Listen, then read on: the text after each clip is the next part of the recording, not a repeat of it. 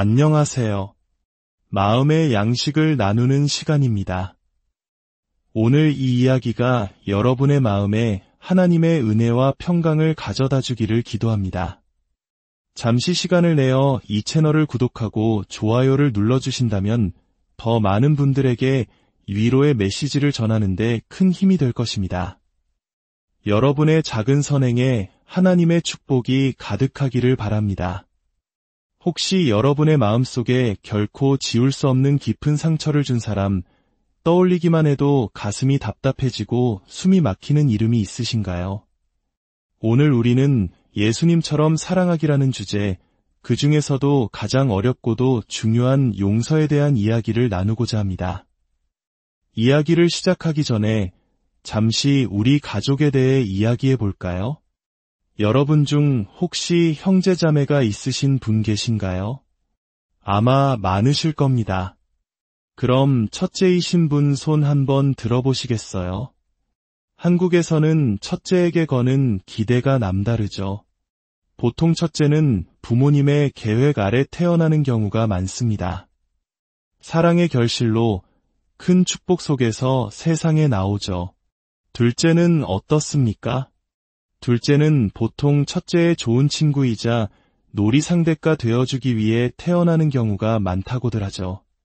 저도 둘째가 있는데 늘 첫째와 함께 뒹굴며 자라더군요. 그럼 셋째는요? 셋째쯤 되면 앨범의 사진이 현저히 줄어들기 시작합니다.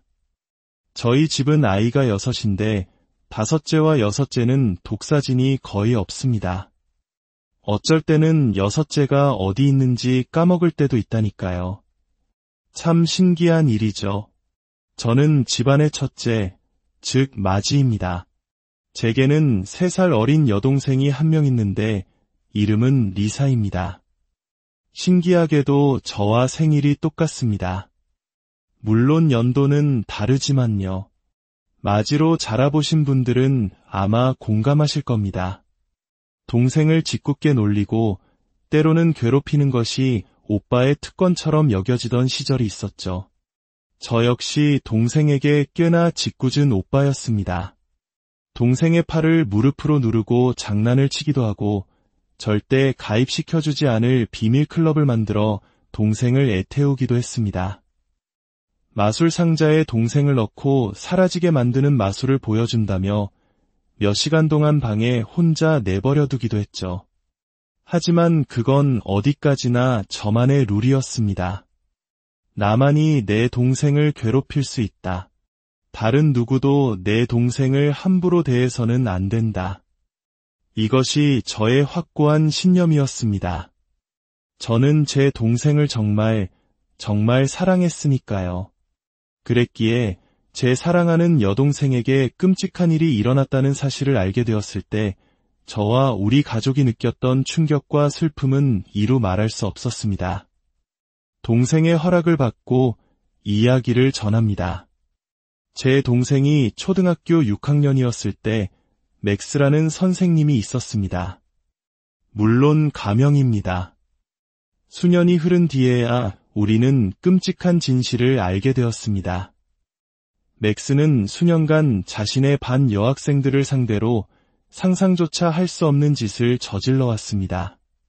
당시에는 그루밍이라는 단어조차 생소했지만 그는 어린 소녀들의 순수한 신뢰를 이용해 끔찍한 범죄를 저질렀던 것입니다.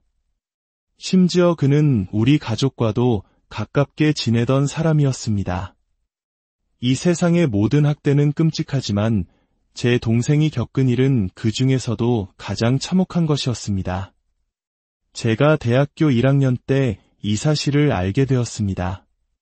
솔직히 말씀드리겠습니다. 저는 맥스가 다치기를 바랐습니다. 아니, 죽기를 바랐습니다. 지옥에 떨어져 영원히 고통받기를 진심으로 원했습니다. 당시 저는 예수님을 믿지 않았고 제 마음속에는 오직 증오와 복수심만이 가득했습니다. 그로부터 1년 후 저는 하나님을 인격적으로 만나는 경험을 하게 되었고 예수님을 통해 제 삶은 완전히 변화되었습니다. 저는 제가 다니던 교회를 온 마음으로 사랑했고, 목사님의 말씀을 통해 제 삶이 변화될 수 있다고 굳게 믿었습니다. 그러던 어느 주일, 목사님의 설교 말씀이 제 심장을 꿰뚫었습니다. 마태복음 6장 14절과 15절의 말씀이었습니다. 너희가 사람의 잘못을 용서하면 너희 하늘 아버지께서도 너희 잘못을 용서하시려니와 너희가 사람의 잘못을 용서하지 아니하면 너희 아버지께서도 너희 잘못을 용서하지 아니하시리라. 이 말씀을 듣는 순간 제 마음은 극심한 공황 상태에 빠졌습니다. 제 마음속에는 맥스를 용서하고 싶은 마음이 눈꼽만큼도 없었기 때문입니다. 절대 안 돼. 나는 맥스를 절대 용서할 수 없어. 죽어도 용서 못해. 나는 그를 온 마음으로 증오해. 하지만 예수님께서는 분명히 용서하라고 말씀하셨습니다. 저는 그럴 마음도, 그럴 의지도 없었습니다. 이것이 제가 마주한 거대한 신앙의 딜레마였습니다. 오늘 우리는 예수님처럼 사랑하기라는 주제의 첫 번째 시간을 갖고 있습니다. 그리고 저는 확신합니다. 오늘 혹은 앞으로 이어질 시간을 통해 많은 분들이 삶의 돌파구를 경험하게 될 것입니다. 때로는 오늘이 고통스러운 날이 될 수도 있습니다. 하지만 하나님의 말씀이 여러분의 삶에 역사하도록 마음을 열 때 놀라운 변화가 시작될 것입니다. 예수님처럼 사랑하고 용서하기 위해 우리는 무엇을 해야 할까요? 오늘 저는 성경 말씀을 통해 두 가지 중요한 원칙을 나누고 싶습니다. 이 말씀이 여러분의 마음에 울림을 주고 상처 입은 영혼의 자유를 선포하는 시작이 되기를 기도합니다. 첫째, 예수님은 우리에게 상처 준 사람들을 위해 기도하라고 가르치십니다. 누가복음 6장 28절에서 예수님은 이렇게 말씀하십니다. 너희를 저주하는 자를 위하여 축복하며 너희를 모욕하는 자를 위하여 기도하라. 아마 어떤 분들은 이렇게 생각하실지 모릅니다. 기도하라고? 좋지. 하나님, 저 인간에게 끔찍한 질병을 주십시오. 귀에 치질이 나게 해주세요. 지옥의 가장 뜨거운 곳으로 보내주세요. 우리의 솔직한 마음은 종종 이렇습니다. 하지만 예수님은 우리에게 저주하는 자를 축복하고 우리에게 상처 준 사람을 위해 기도하라고 명령하십니다. 마태복음 5장 43절과 44절에는 당시 사람들에게는 상상조차 할 수 없었던 충격적인 가르침이 나옵니다. 또 내 이웃을 사랑하고 내 원수를 미워하라 하였다는 것을 너희가 들었으나 나는 너희에게 이르노니 너희 원수를 사랑하며 너희를 박해하는 자를 위하여 기도하라. 이 말씀이 왜 그렇게 충격적이었을까요? 당시 로마인들은 복수의 신을 숭배했습니다. 받은 만큼, 아니 그 이상으로 갚아주는 것이 당연한 문화였습니다. 유대인들 역시 눈에는 눈, 이에는 이라는 율법을 평생 듣고 자랐습니다. 누군가 당신을 때리면 당신도 그를 때려야 합니다. 누군가 당신의 물건을 훔치면 당신도 그의 것을 빼앗아야 합니다. 이것이 그들이 알던 세상의 법칙이었습니다. 그런 문화 속에서 예수님은 말씀하십니다. 아니, 나는 너희에게 말한다. 원수를 사랑하고 너를 박해하는 자를 위해 기도하라. 여러분에게 상처를 준 사람이 있습니까? 그를 위해 기도하십시오. 당신에 대해 거짓말을 한 사람이 있습니까? 그를 위해 기도하십시오. 당신을 이용한 사람이 있습니까? 그를 위해 기도하십시오. 당신을 학대한 사람이 있습니까? 그를 위해 기도하십시오. 당신이 사랑하는 사람에게 상처를 준 사람이 있습니까? 그를 위해 기도하십시오. 예수님은 이렇게까지 말씀하셨을까요? 여러 이유가 있겠지만 저는 이렇게 생각합니다. 올바른 행동은 종종 올바른 태도에서 비롯되기 때문입니다. 누군가를 미워하고 경멸하고 쓴 뿌리를 품고 있는 한 우리는 결코 올바른 마음으로 올바른 일을 할 수 없습니다. 많은 분들이 용서할 마음이 생기면 용서할게요라고 말합니다.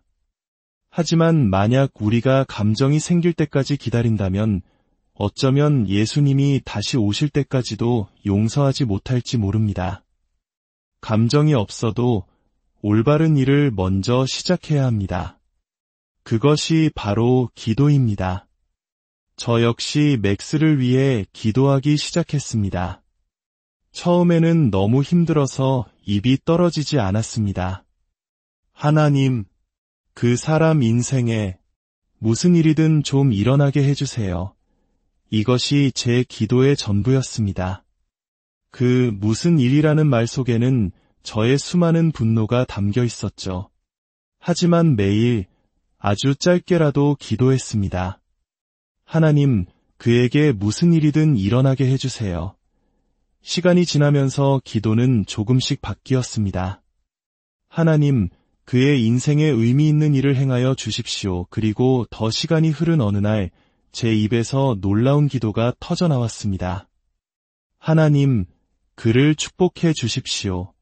그리고 그를 주님께로 인도하여 주십시오. 제가 그를 위해 기도한다고 해서 그의 인생에 어떤 변화가 있었는지는 알 수 없습니다. 하지만 한 가지는 확실합니다. 다른 사람을 위한 당신의 기도는 그 사람을 변화시킬 수도 아닐 수도 있습니다. 하지만 그 기도는 언제나 반드시 당신 자신을 변화시킬 것입니다. 이것이 예수님께서 가르쳐 주신 첫 번째 비밀입니다. 둘째, 우리가 용서받은 것처럼 다른 사람을 용서하는 것입니다. 골로새서 3장 13절에서 사도 바울은 이렇게 권면합니다. 누가 누구에게 불만이 있거든 서로 용납하여 피차 용서하되 주께서 너희를 용서하신 것 같이 너희도 그리하고 어떻게 그 끔찍한 일을 용서할 수 있단 말입니까? 성경은 명확하게 답합니다. 주께서 우리를 용서하신 것 같이 우리가 도저히 용서하고 싶지 않은 사람을 어떻게 용서합니까? 주께서 우리를 용서하신 것 같이 용서가 불가능해 보이는 일을 어떻게 용서할 수 있습니까? 주께서 우리를 용서하신 것 같이 저는 제 인생의 모든 죄를 합하면 얼마나 될지 상상조차 할 수 없습니다. 저는 하나님 앞에 너무나 많은 잘못을 저질렀습니다. 하지만 그 모든 죄를 용서받았습니다. 그렇게 큰 용서를 받은 제가 감히 누구를 용서하지 않겠다고 말할 수 있겠습니까? 아마 이 순간에도 배우자의 외도로 인해 깨어지기 직전에 결혼 생활을 힘겹게 이어가는 분이 계실지 모릅니다. 성경은 간음이 이혼의 사유가 될 수 있다고 말합니다. 당신에게는 이혼할 권리가 있습니다. 하지만 기억하십시오. 간음은 이혼의 사유가 될 수 있지만 동시에 용서의 이유가 될 수도 있습니다. 만약 상대방이 진심으로 뉘우치고 깨어진 마음으로 용서를 구한다면 당신은 감정적으로는 불가능해 보이는 일을 행할 은혜를 발견할지도 모릅니다. 용서라는 기적 너머에 당신이 상상조차 할 수 없었던 회복과 축복이 기다리고 있을지 아무도 모릅니다. 우리 앞에는 두 가지 선택이 있습니다. 하나는 제가 오랫동안 그랬던 것처럼 원한을 품고 살아가는 것입니다. 분노의 밤을 새우고 상처를 곱씹고 또 곱씹으며 복수의 말을 수없이 연습하는 것입니다. 그러나 앤 라모트는 이렇게 말했습니다. 쓴 마음을 품는 것은 스스로 독약을 마시면서 다른 사람이 죽기를 바라는 것과 같다. 그 독은 결국 다른 사람이 아닌 우리 자신을 파괴할 뿐입니다. 다른 선택이 있습니다. 감정은 따르지 않지만 믿음으로 하나님의 말씀에 순종하는 것입니다. 하나님, 저는 용서하고 싶지 않습니다. 그런 감정이 들지 않습니다. 하지만 주님의 말씀이기에 순종합니다. 저를 도와주세요. 어느 순간 우리는 마치 영화 겨울왕국의 노래처럼 그 모든 것을 내려놓기로 결심하게 됩니다.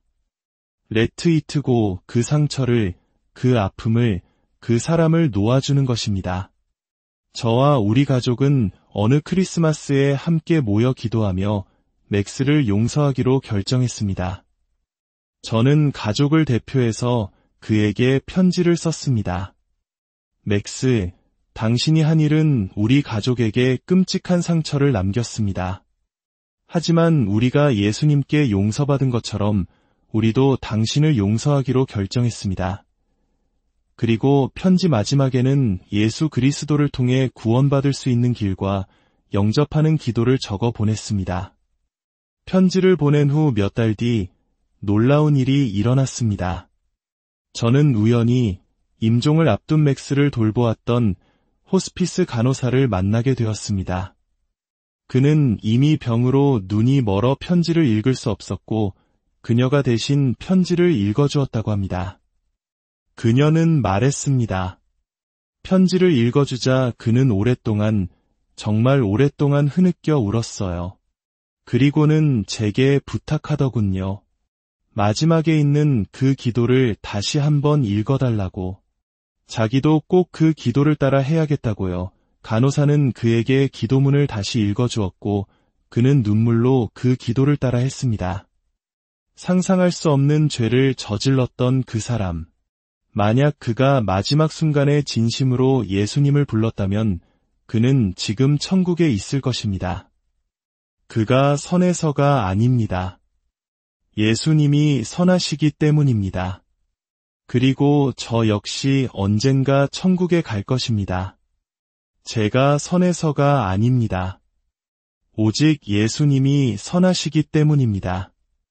오늘날 제 동생은 결혼하여 4명의 자녀를 둔 엄마가 되었고 자신과 같은 아픔을 겪은 다른 여성들을 돕는 놀라운 삶을 살고 있습니다. 그녀가 다른 사람을 치유할 수 있는 힘은 어디서 나왔을까요? 바로 그녀가 내려놓기를, 즉 용서하기를 선택했기 때문입니다. 용서는 당신의 과거를 바꾸지 못합니다. 하지만 당신의 미래는 바꿀 수 있습니다. 제가 맥스를 용서하기로 선택한 그날, 하나님께서는 한 죄수를 자유롭게 하셨습니다.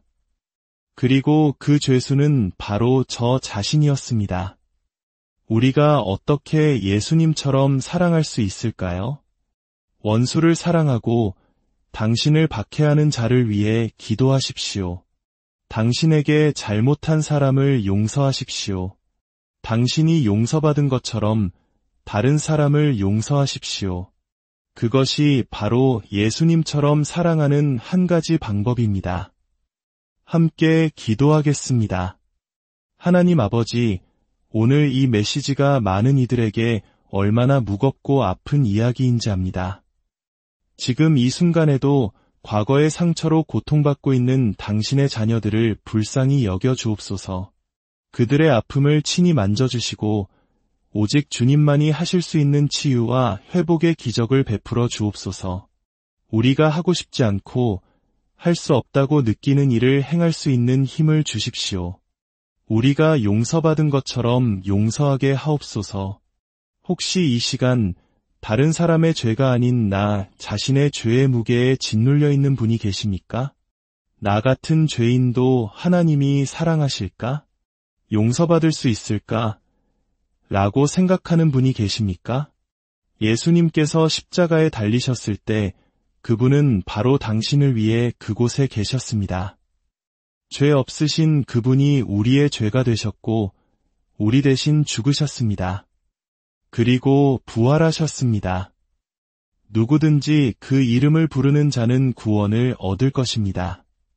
당신이 얼마나 나쁜 사람이었는지는 중요하지 않습니다. 당신이 얼마나 어두운 삶을 살았는지도 중요하지 않습니다. 지금 이 순간 당신이 예수님을 부를 때 당신의 모든 죄는 용서받을 것입니다. 당신이 선해서가 아니라 예수님이 선하시기 때문입니다. 만약 당신의 죄를 회개하고 예수님을 당신의 구주로 영접하기 원하신다면 저를 따라 조용히 기도해 주십시오. 하늘에 계신 아버지, 저의 모든 죄를 용서하여 주옵소서.